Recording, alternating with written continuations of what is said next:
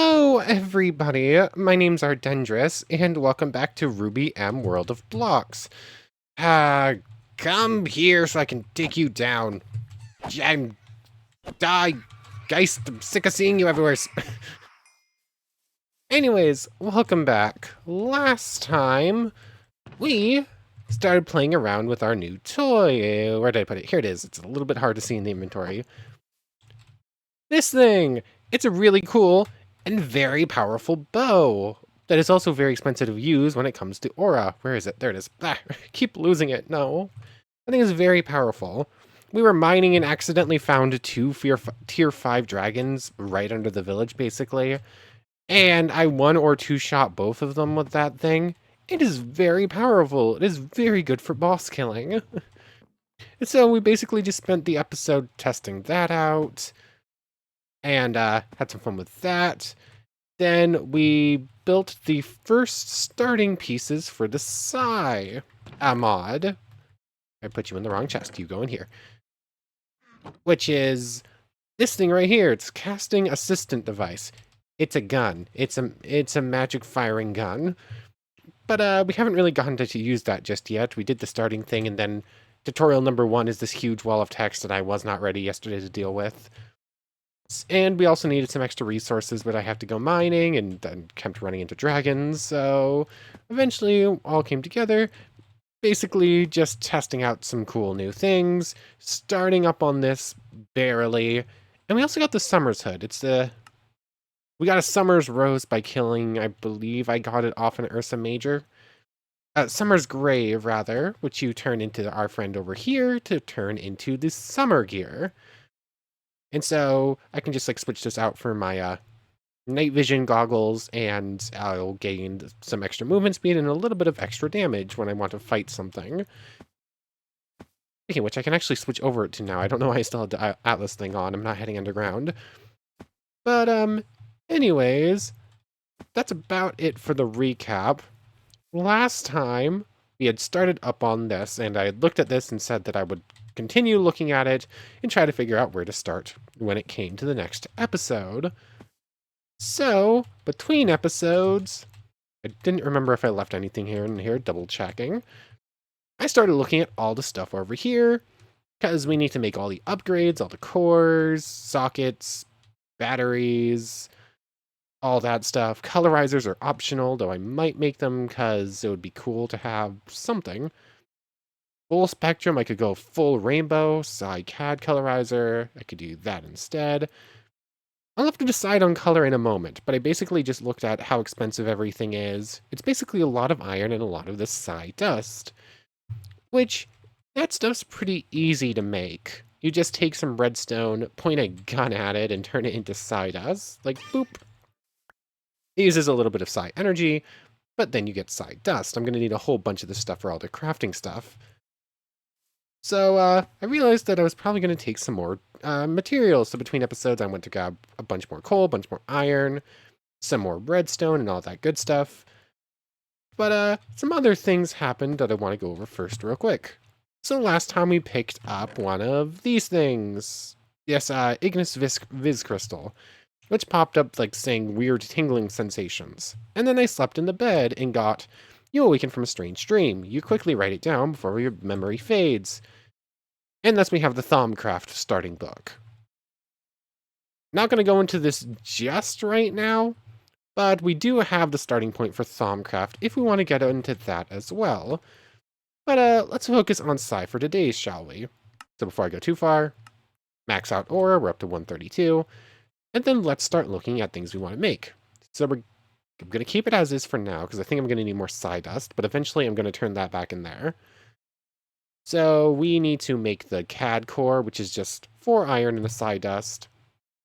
1 Psi dust, 2 iron here. Iron, gold, Psi dust, and I'm going to make one of the colorizers. What color am I going for right now? Did we go for the rainbow one? Why not? Let's go for the rainbow colorizer, shall we? I'm just going to need a couple pieces of a glass, and then I should have everything else covered. So over here to get some sand. Boop. And boop. Oop. And I'm thinking about the pieces for the gun itself. I'm forgetting about some other important things. We're gonna need to make a number of spell bullets, and then we're going to have to make the spell programmer. This thing right here. 6 iron and the sawdust. Okay. So what? I'm gonna need 1, 2, 3, 4, 5 for that thing. And then just however many bullets I make, each need 1. So let's just make a total of 10 for right now. Boop. And let me just make this into glass. Doop. No, what? Where's your heart? I am pressing every single wrong button I possibly can. Just, like, grab some saplings to finish that up, whatever. Anyways, this book can just go in a chest for right now, so I have a little bit of extra space. And once that's smelted up, I just need to grab some of the prismarine shards. It was prismarine shard, right? Yep. Grab out the iron, and now I should have everything I need to make everything for the mod. Starting with the spell programmer. I said starting with the spell programmer, thank you. We have this whole thing. We'll get into that in a moment. Then it's like this for the battery, or socket rather. This is the core. And I have promptly forgotten everything else. Battery. Oh yeah, that needs 1 piece of gold. Doop. And then it's like this or something. Yeah, colorizer. I got it first try. So this gets turned back into the assembly. That goes there. This goes here, here, here, and here. Efficiency 70, potency 100, complexity 10, projection, bandwidth, socket, overflow, all that good stuff. And we now have a much more upgraded gun than we had before. Ooh, and you can see the barrel right there switching colors. Pretty. Sleep through the night. And then, from here, let's head back to the tutorial, shall we? What is that? Oh, that's like the ammo thing. Tutorial. This menu serves as your school, the mod. We read most of this before. Spell programmer, get all the pieces and make it the best you can. Spells also need to be put into spell bullets, so make yourself all of that stuff and let's get rolling. After you're set with all you need, let's just make 4 spell... just make all 5 spell bullets. That's going to take some inventory space. So we have that. Now let's look into how to make a spell itself. I skipped over where we were before. Come to pieces. Nope, where is it? Let's get rolling. After you're set with all you need, open up your spell programmer by right-clicking it. You'll see a large grid. This is where the magic happens. The programming system is less of a traditionally complex programming system, and more of a simple sequence of actions. To add a piece to the grid, right-click any part of it and select from the pieces that come up. As you can see at the bottom, you'll have 2 available pieces. Once you have more, you'll be able to assemble them to create spells in a myriad of different ways, but for now, let's just focus on these 2. The pieces you have available are the selector caster and the trick debug. Tricks are the most important part of a spell. They are the means through which the spell interacts with our world. In our case, the debug trick is an exception, as it just writes a value to the player's chat. Place them in your grid and adjacent to each other. When you left-click on your selector caster, you'll find that nothing special happens. However, when you do the same for the trick debug, a panel appears on the left where you can configure the inputs of this piece. Okay, this is going to get very complicated. But from what I was reading, it said right-click a piece and you can add in any of the current pieces you have. So selector caster. Left-clicking on it does nothing. Selects the person casting the spell, entity, player, living. And then it said something about placing them adjacent. So trick debug. Left-clicking on it brings you this. Okay. Number... like that. Target. Okay. So... This is choosing an input. It can only have one input. This is choosing a number, like its own number, is what it's currently choosing and nothing special is happening. But if you could input a number into it instead from somewhere else. So basically, this is just saying selector inputs into debug, which is apparently enough for a very basic spell, which is what this thing was getting at. But let's read through the rest, like try to like piece together what exactly is happening. Parameters are info that appears on the left where you can input the piece's parameters. Here, parameters are info that goes to the piece in order to allow it to do its thing. Our debug trick sends out something to chat, so we need to know what that thing is. Take the target parameter and click one of the arrows so that your selector caster looks like it's pointing towards the trick debug. We already did this. You can see what type of parameters it needs or what type it sends out. This is useful so you compare the right pieces together. Ignore the number parameter, we'll cover it later. Okay. You should see the X turn into a check mark and some values appear on the right. We saw all that. We'll look more in depth in a moment. Don't worry about those. You're still seeing a red X. Hover over and see what the error is and try to correct it. Now we need to take the program you've made and send it over to your CAD. Grab your spell bullet and right-click your spell parameter with it. You'll hear a beep boop and are now ready to load the bullets. Oh. Okay, so debug. Now load the bullet, place your new CAD into your assembler, into the big slot on the top left, and you'll see some slots below it open up. Place your bullet in there, then you can take your CAD out. To pick a spell, hold your CAD and hold the same key used to access this menu. Okay, you can only have a single CAD on you. In order to level up, you need to create and cast a spell that contains the piece highlighted in red on the last thing you've learned. In our case, we need a spell with trick debug to be able to... Okay, right-click your CAD with your bullet loaded, and move. If you want to create more sawdust, simply pick a spot that has no bullets in it. Okay. So if we head over to this, there's a whole lot of information over there, definitely just glossing over some of it for what seems really important. This should now be loaded with the debug spell. Y brings us back up. It has a nice symbol there. Debug. Level up. You got 1 level point. You unequip your CAD and press Y to use it. Entity player MP Ardendris /646 new Ruby world coordinates whatnot debug information. This is only going to get more. This is only going to get more in depth. But we finished up that level, so now we can pick up this instead. Tutorial number 2. Let's talk about the number parameter we saw last time. You'll notice that parameter has an extra option in the center. That means the parameter is optional. Okay, the extra slot that Trick has here for clicking that means we don't need to unnecessarily put something into it. Makes sense. But we've already seen that since we were able to use it. Number is simply a label. We have multiple things being sent out to chat. It requires a number, so let's give it one. We now have access to a constant number piece. Add the number parameter to your debug piece and add a constant number piece to your grid and connect it to your debug piece. You can set the number by clicking on the piece and just typing the number with your keyboard. Now that we're dealing with multiple parameters, you can assume that in a more complex grid, there's so much information here. Like, there's kind of too much. Okay, we actually... I missed the fact that it also gave us connectors. Kind of just skipped over that. Okay... Not everything will be adjacent just as it currently is. That's where connectors, another piece introduced here, come in. Connectors do exactly as the name says and allow a piece to connect to another. They're like a wire.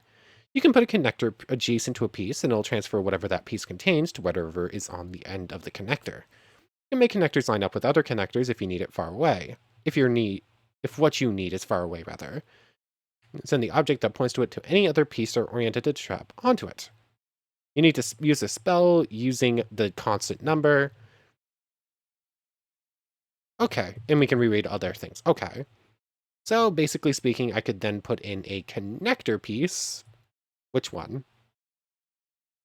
Connector. Number. This needs number coming in from there. Okay, so now the number is connected to the connector, which is connected to the debug. And it said I could do like this. So constant number 1, going into debug. Debug still is attached to caster. If I do this, could I take debug and... Does this now have the new thing on it?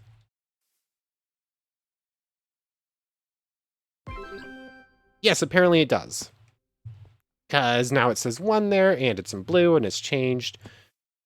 Okay, this is going to get very, very technical and very difficult pretty quickly. So this one's going to have add motion and entity look. Okay, this is getting into different things. Started us all the way at the bottom. Okay, I know what you're thinking. This is boring. When do we start doing cool stuff? Now. Okay. We introduce a trick that actually does some sort of interaction with the world, add motion. This trick adds movement to an entity. It takes an entity, a vector, and a number constant. As you should have figured out as already, selector caster returns an entity player, which, if used with your new add motion, could add movement to your player character. Okay. The vector is the direction in which you want the movement to be added, and the number constant is the speed you want to apply. Obviously, you can get this number using constant number. We don't have any great tricks up our sleeve to get a vector for the trick, but we do have entity look, which gets us a vector corresponding to a direction the player is looking. Okay, there's way too much information for me to just constantly read everything without getting way too technical with it. So let's just clear that by just pressing backspace on everything. Starting in the center, what do we have? Entity look, caster, add motion, and debug. Let's just put add motion in here to start with. Target, direction, and speed. I'm assuming direction is vector like it was talking about. So let me just try and figure this out before we look at everything. Caster is the target. Vector is entity look. So that would be direction. This one also needs target. So if I do like that, okay, selector now goes into entity look and add motion. Add motion just needs a speed constant. So if we do that, let's make this 3. Speed like so. I have created a spell that works, and now we have different numbers over here. Complexity 3 out of 10, 31 potency, 900 cost, 1 projection, and 3 bandwidth. I'm curious, if I like boosted this to like 35, that goes way too expensive for us to use. What if it was like 5 instead? 6 is too much, 5 works, but it's very expensive. So just like try it. Let's just try it base 1. Everything's over here is just fine, very low cost, and I think I've made an effective spell. The spell looks like it should work. I can look more at everything in here. Oh, hold on, it's telling me to go with 3. Hold on. Maybe I should read the whole tutorial, but there's so much information, I kind of want to just get to the cool stuff. So the numbers are relevant now, they are the stats of your spell. Okay, let's look at the stats, shall we? Oops. Let's actually change this to 3, like the thing says, and... Ah, dang it. Entity 3. This will be moves... Apparently I hit caps lock at some point. Move self... Move... What is going on with this? Did I hit caps lock again? Move self. Why was that so difficult to get working? But before I actually put that into a bullet, let's look at this. Complexity, the amount of actions your spell has constant. The amount of actions your spell has. Constant connectors and debug tricks aren't counted. Okay. So there are exceptions, but like a lot of the major things will take up space. Potency, the power of your tricks, the power of the spell, increase the power of the tricks, and this goes up. Cost is how much psi energy will be used when it's done. It doesn't match up to any CAD stat, but is affected by the CAD's efficiency. The actual value that is consumed is the one inside parentheses. The higher the efficiency of your CAD, the less extra you'll have to pay. Okay. The amount of tricks is your projection. Debug tricks aren't counted. The width or height of your spell, whichever is the highest. If you find you're going over this, try making your spell more compact. Okay, so if I were somehow able to have everything lined up in a row, like connectors going everywhere, so it would be 5 bandwidth then, right? And that would be the maximum, so I couldn't put like another one right here and attach it anywhere and have it still work. Okay.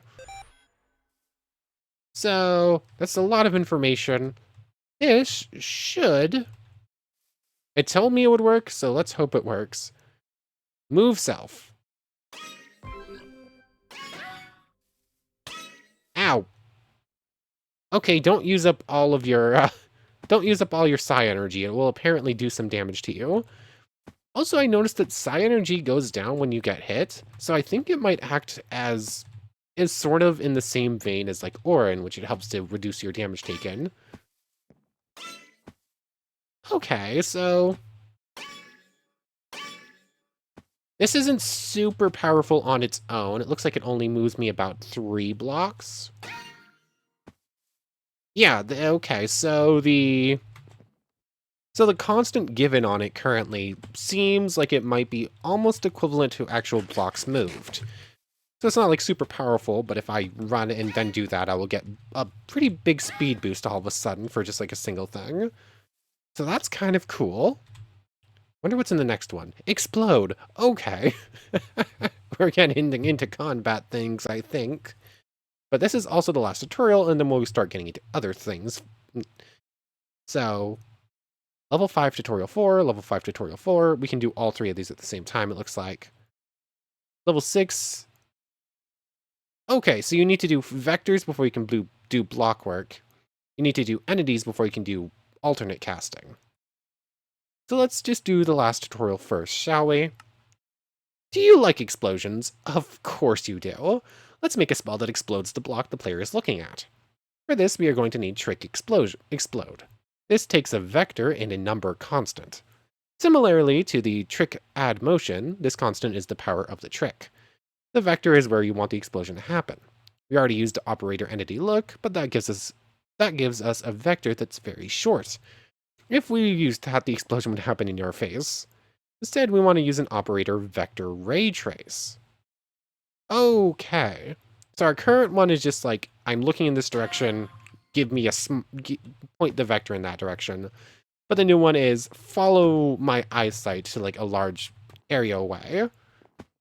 Okay, good to know. Need to not hold a gun to open this up. This operator takes a position and a ray, both vectors. From the position, which will be the player's position, obtainable through entity position, the operator extends the ray parameter or vector in... Okay, this one's... This is where it's going to get a little bit more tricky, isn't it? Let's just clear out this stuff real quick. So, let's just put explode in the middle. It needs a position and a power. So, power is just going to be a constant, I assume. There we go. Power is a number constant. Yeah, that works fine. Position is a vector. And it said we were going to be use vector raycast, because if we used entity look, it would just blow up right in our face. So, that's going to be the position. This needs a position for a vector, a ray for a vector, and a max number, but that one's optional. This seems like a much more technical tutorial. I might just read this one for real quick and then come back with a little recap. So one sec. Okay, I think I understand what it means. So, when we used the blink thing, the vector was the direction we were looking, and thus it sent us forward in that direction. But the vector starts right in front of us, it's just following our eyesight, so it would blow up right in our face if we tried to do the same thing for explode. The way that these two new pieces work, or the way that this vector raycast works, is that it would take the direction we're looking from entity look.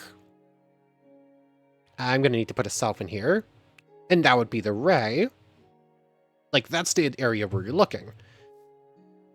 But that would just mean that we're pointing in this direction, so it should happen in this direction.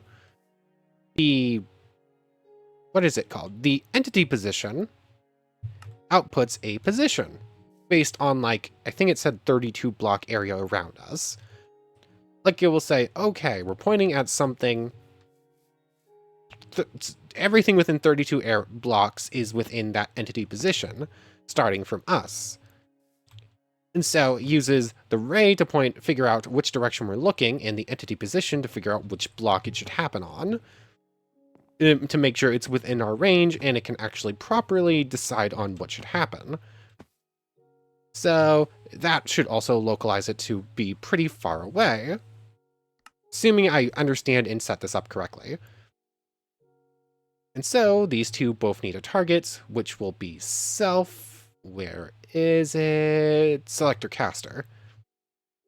So an area centered on the caster and in the direction that the caster is looking both go into vector raycast to give you a desired point within 32 blocks that the caster is looking at. That goes into explode. Give it a power of 3. Give it a power of 1, because that's the only thing I can afford with that potency. So this should be set up correctly. Like, the direction the caster is looking, and an area centered on the caster decides a block within the caster's range, which will choose a spot for explosion with the power of 1. So that's basically how it works, and then the other piece it gave us is not trick debug, where is it? Error suppressor.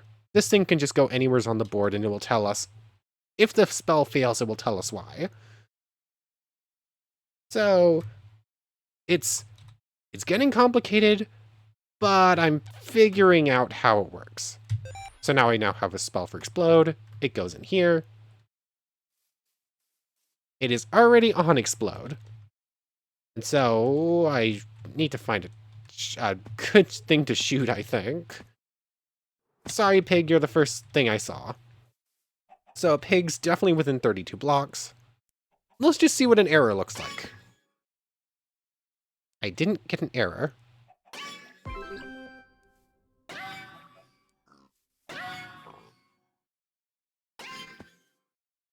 I'm on explode, right?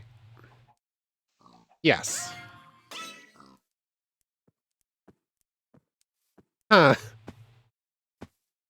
Something appears to have been set up incorrectly, because there is currently no explosion happening. What did I do wrong? Yeah, it definitely has explode. Let me do some more trial and error to try and figure out why this didn't work. 1 second. Okay, let's see if this now works. No. What's with the lack of explosion? I feel like I should be getting a boom here, but I don't know why I'm not. So I thought maybe I had these wrong, so I switched which one did what. Error suppressor. Get rid of you. Maybe error suppressor makes it so it doesn't tell you an error. Let's try this instead. So make sure this is on explode still. Got rid of error suppressor. Spell target is outside maximum 32 block radius. Error position 5.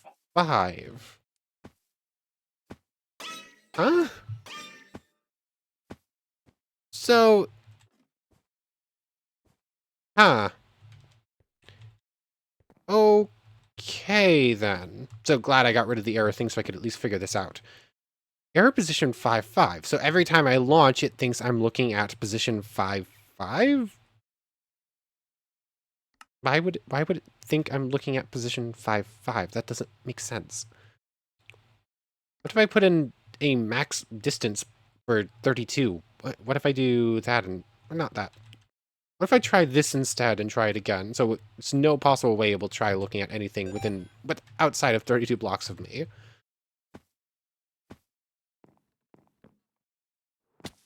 And now go boom. Spell target is outside maximum 32 block radius. Why? Why is it doing that?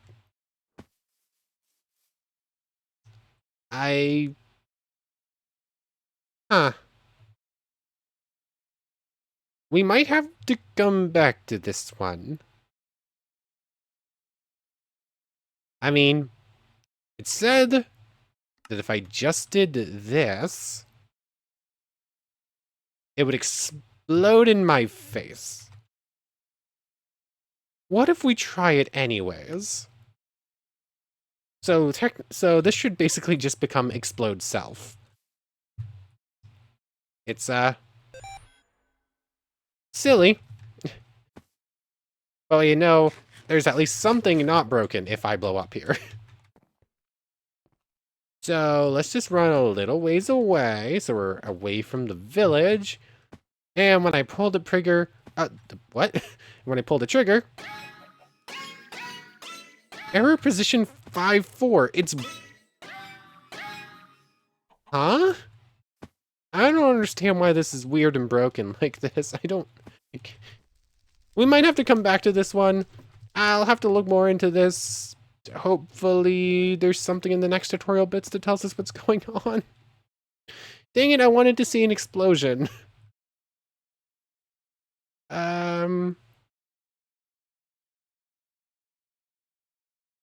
Yeah, I don't... No idea why that would be doing that. Why is it focusing on 0.54? That 5554, that doesn't make any sense. There's no reason it should be focused on a point.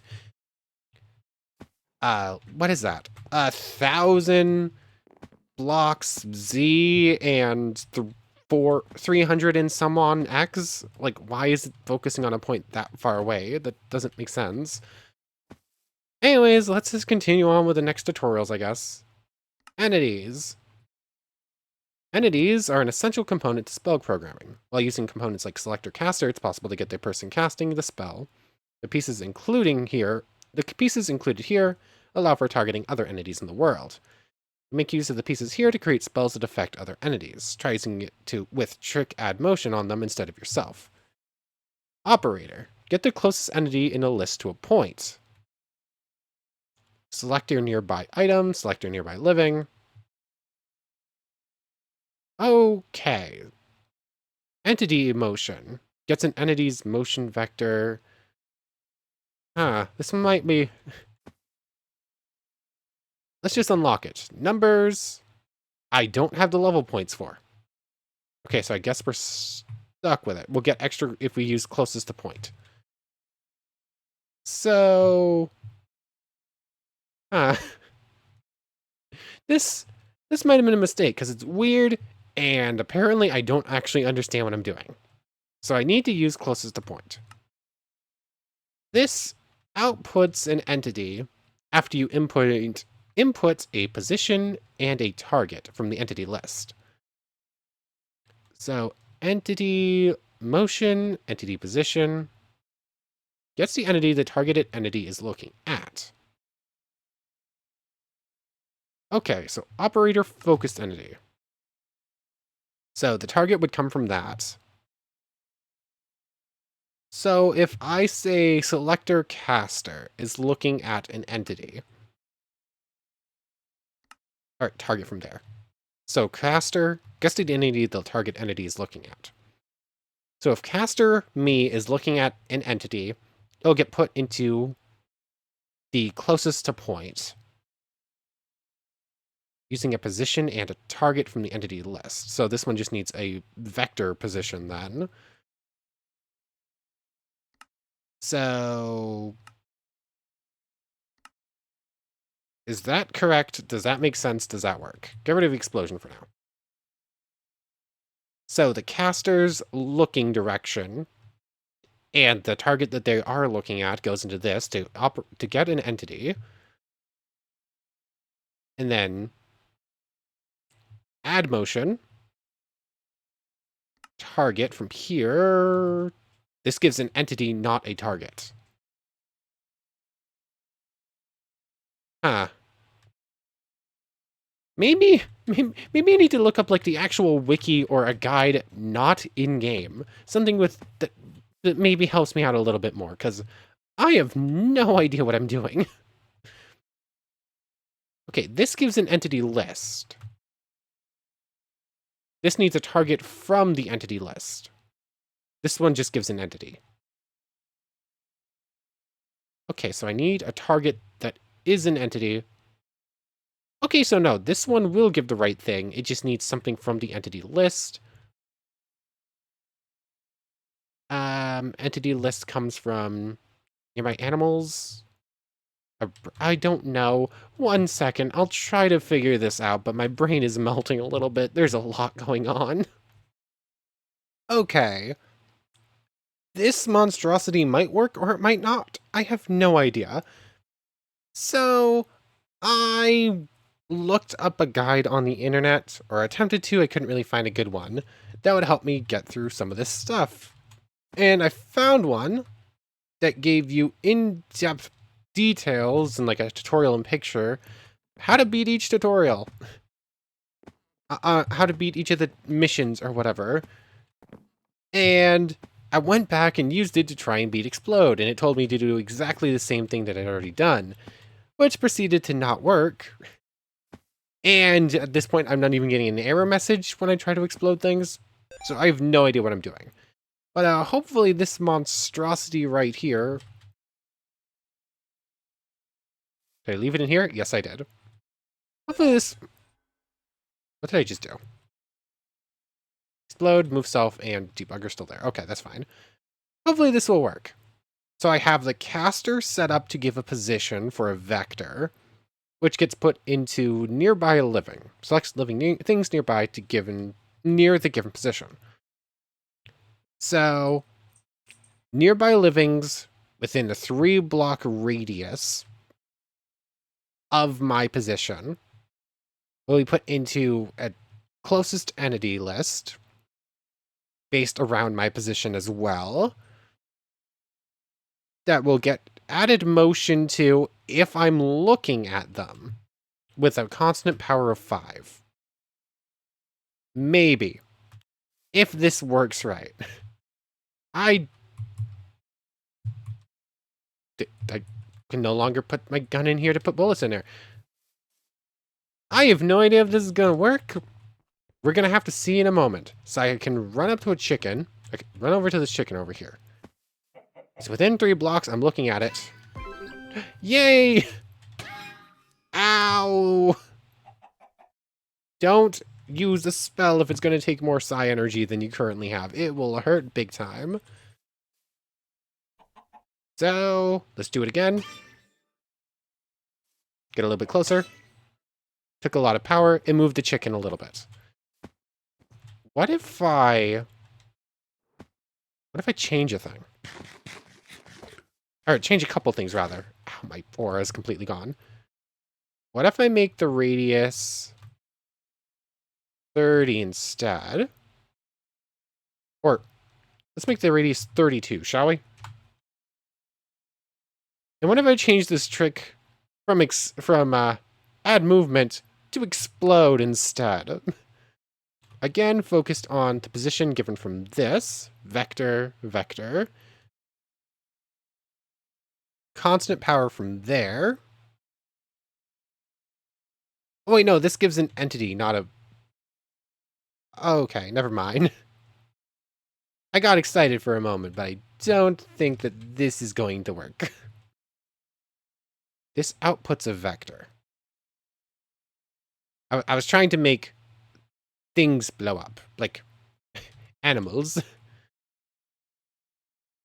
Let's just see what happens if I try loading this nonsense into a bullet real quick. Switch over to explode. If I right click, it does that. Run out of the village. Make sure we're a safe distance away.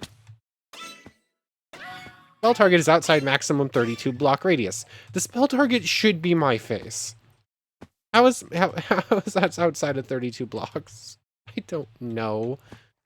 There's some weirdness going on, but managed to complete the Entities 101. which means now I can look at numbers 101.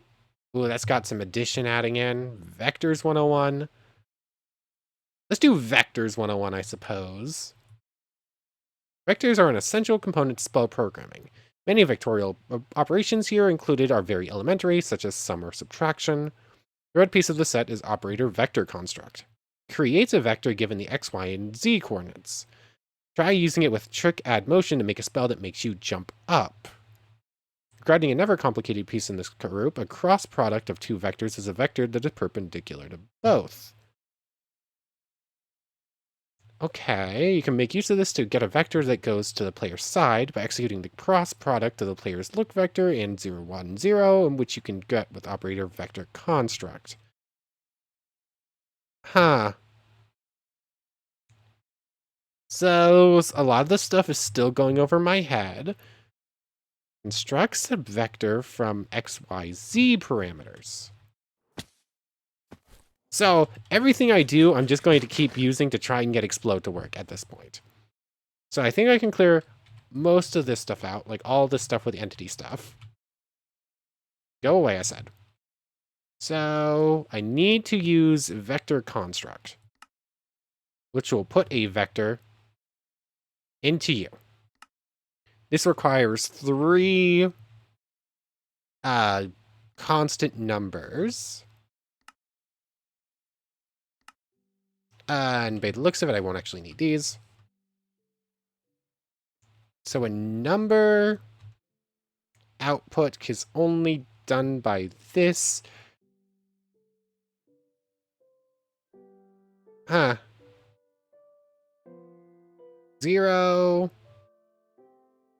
Let's set x to 1 just to see what happens. X is set to 1. Y and Z are both set to 0. Let's see what this does. This is going to be a lot of trial and error. Okay. It's still just not choosing. It can't find anything within range, no matter what I do. Why? I don't know. The range should have been fixed by what I'm looking at, and I don't know how I set that up. It won't tell me what I set up wrong there. It's just giving me... It's just saying, oh, you're targeting something at 5-5 when I'm so many 1,000 and some odd blocks away. But that was technically enough to get me another level up. Let's pick up alternate casting, gives focal points. Selects the vector defined by a vector ruler. Blockworks, break blocks, place blocks. Numbers is math. Might as well just pick up numbers. Are essential components of spell programming. They're basic arithmetic operators that can be used for math and spells. If you don't have anything to use as numbers yet, try adding up 2 constants for a debug trick.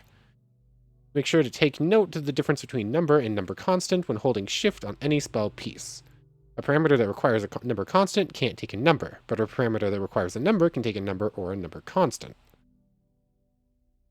Okay, so like math stuff if you want to add things together, but when would you add things together? So let's say change this constant number out for it wants me to do addition for this, right? Yes. Operator sum just also outputs a number. So let's say 1 plus 1.